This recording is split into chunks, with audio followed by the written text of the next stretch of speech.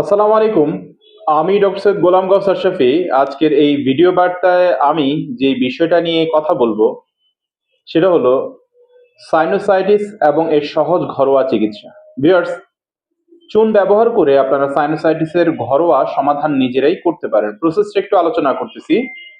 একটা ভাত পরিমাণ চুন ১ গ্লাস পানির সাথে প্রতিদিন রাতে ভরা পেটে। নিয়মিত কোনো পেশেন্ট যার সাইনোসাইটিস আছে, সেটা অ্যাকিউট হোক আর ক্রনিক হোক, সে যদি চুনের নিয়মটা ফলো করে তাহলে গ্র্যাজুয়ালি তার সাইনোসাইটিসের যে সমস্যাটা আছে সেটা আস্তে আস্তে পুরোপুরিভাবে ঠিক হয়ে যাবে।